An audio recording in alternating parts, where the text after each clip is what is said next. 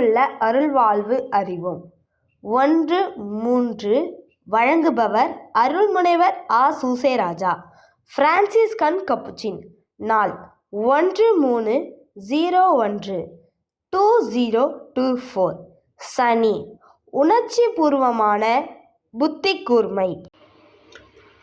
ஓர் நாள் ஓர் இரவில் சகோதரர்கள் அனைவரும் உறங்கிக் கொண்டிருந்தபோது அவரது மந்தையில் ஒருவர், "சகோதரர்களே, நான் செத்து கொண்டிருக்கிறேன், பசியால் நான் சாகிறேன்" என்று கூக்குரலிட்டார். உடனேயே அந்த அசாதாரண ஆயன் எழுந்து அந்த நலிவுற்ற ஆட்டுக்குட்டியை சரியான மருந்து கொண்டு பராமரிக்க விரைந்தார். உடனே அனுதினமும் உள்ள உணவால் நிரம்பிய ஒரு பந்தியை ஏற்பாடு செய்ய கட்டளையிட்டார். அங்கே வழக்கம் போல திராட்சை ரசம் இல்லை, எனவே தண்ணீர் கொண்டு நிறைவு செய்தனர். பிரான்சிஸ் முதலில் உணவருந்த தொடங்கினார். பின்னர் அனைவரும் அவ்வாறு செய்ய அவர்களை அழைத்தார். இவ்வாறு பிறரன்பால் தூண்டப்பட்டு அவர்கள் சங்கடப்படக்கூடாது என்பதற்காக அவர் அவ்வாறு செய்தார். அவர்கள் அனைவரும் ஆண்டவரின் அச்சத்தில் திளைத்து உண்டு முடித்த பின், இந்த பிறரன்பு செயலில் எதுவும் குறைவுபடாதிருக்க தன் மைந்தர்களுக்காக தேர்ந்து தெளிதல் என்ற நட்பண்பு பற்றிய நீண்ட உவமை ஒன்றை படைத்து வழங்கினார். அவர்கள் கடவுளுக்காக ஆற்றும் தியாகங்களால் உள்ளத்தை பக்குவப்படுத்தும்படி அவர்களை பணித்தார். அவர் கடவுளுக்கு ஆற்றும் தொண்டு ஒவ்வொன்றும் தங்கள் வலிமைக்கு ஏற்றதாக உள்ளதா என்று கணித்து ஆற்ற வேண்டும் என்று மிகுந்த அக்கறையோடு அவர்களுக்கு நினைவுறுத்தினார். உடலுக்கு தேவையானது என்ன என்று தேர்ந்து தெளிந்து செய்யாது விடுவது பெருந்தீனி மற்றும் அளவுக்கு மீறி உடலை பேணுவது போன்ற பாவமாகும் என்று அவர் வலியுறுத்தினார். மேலும் அவர் கூறியது, "அன்பு சகோதரர்களே, இப்போது நான் உணவு உண்டு ஆற்றியது என் விருப்பச் செயல் அல்ல, மாறாக அது சகோதர அன்பிற்காக ஆற்றப்பட்ட ஓர் விதிவிலக்கு என்று உணர்ந்து கொள்ளுங்கள். இதில் உணவல்ல, பிறர் அன்பே உங்களுக்கு எடுத்துக்காட்டாக இருக்கட்டும். முந்தியது நமது வயிற்றுக்கு உணவளிக்கிறது, பிந்தியது நம்மிடம் செயல்படும் தூய ஆவிக்கு உணவளிக்கிறது." உணர்ச்சி பூர்வமான புத்தி கூர்மை என்பது நாம் நமது உணர்ச்சிகளை அறிந்து கொள்வது மட்டுமல்லாது மற்றவர்களின் உணர்ச்சிகளையும் அறிந்து கொள்ளும் திறனாகும். அது மட்டுமல்லாது வெற்றியினை அடையவும் மற்றவர்களை நேர்மையான முறையில் கையாண்டு அதன் மூலம் அவர்களிடம் தரமான உறவு கொள்ளும் திறனும் ஆகும். பிரான்சிஸ் தன் உணர்ச்சிகளையும் பிறரின் உணர்ச்சிகளை அறிந்து கொள்ளும் திறனும் உள்ளவர். உணர்ச்சி பூர்வமான புத்தி கூர்மையானது ஒரு மொத்த சமுதாய அறிவு திறனின் துணைக்குழு.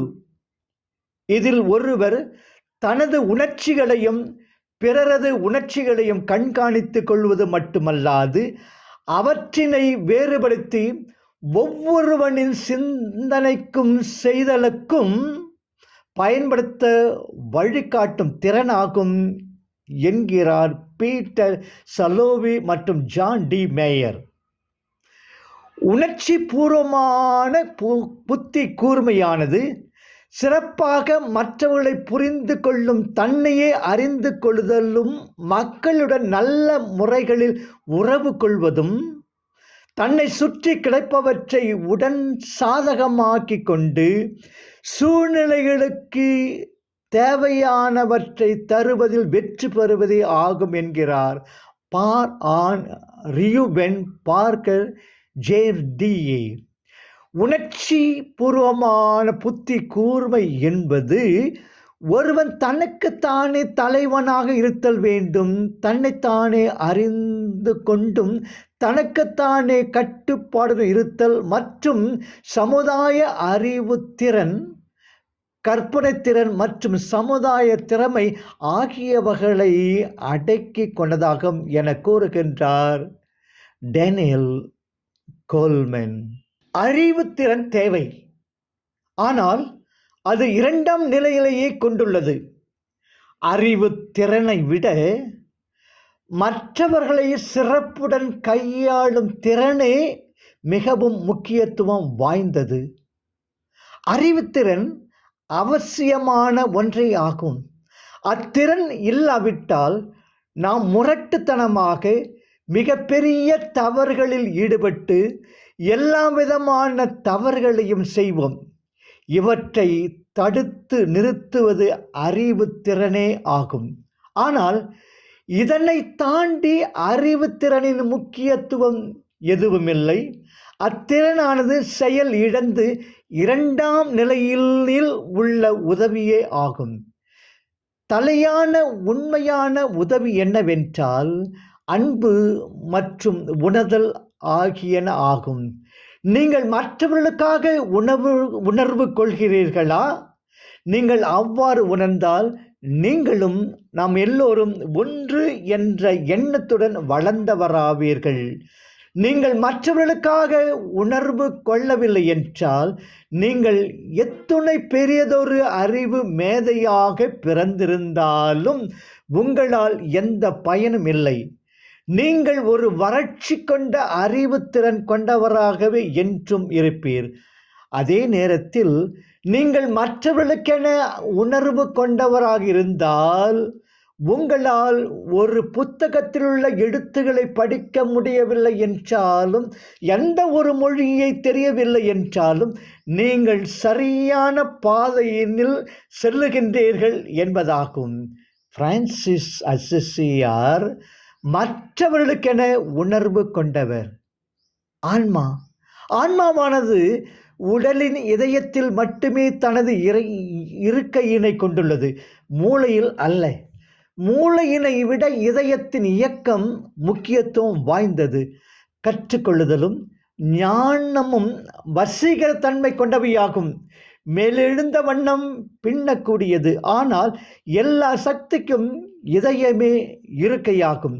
ஞானம், சக்தி மற்றும் செயலினை கொண்ட ஆத்மாவானது மூளையினை விட உடலில் உள்ள இதயத்தினையே தனது இருக்கையாக கொண்டுள்ளது.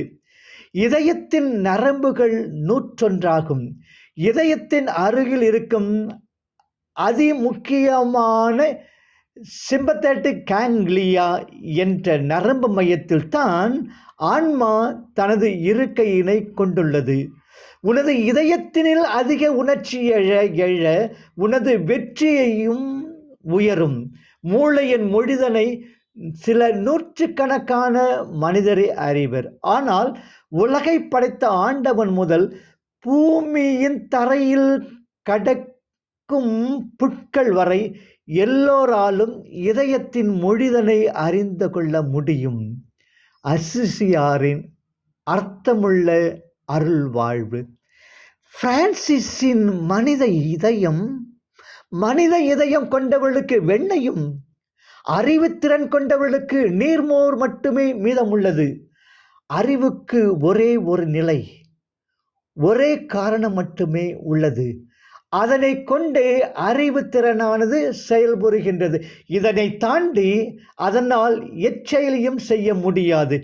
இதயமே ஒருவரை அறிவுத்திறன் எட்ட முடியாத உயர்ந்த தளத்திற்கு இட்டு செல்கின்றது.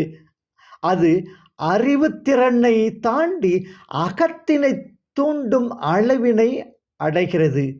அறிவுத்திறனானது என்றுமே தூண்டுகோலாக இருக்க முடியாது. நமது இதயம் மட்டுமே போதிக்கப்படும் பொழுது தூண்டுகோலாகின்றது.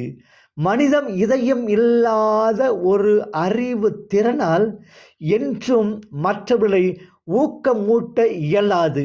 ஒரு மனிதன் அன்பினை வெளிக்காட்டுகின்றான் என்றால் அவன் இதயத்தினால் மட்டுமே அச்செயல் சாத்தியமாகும்.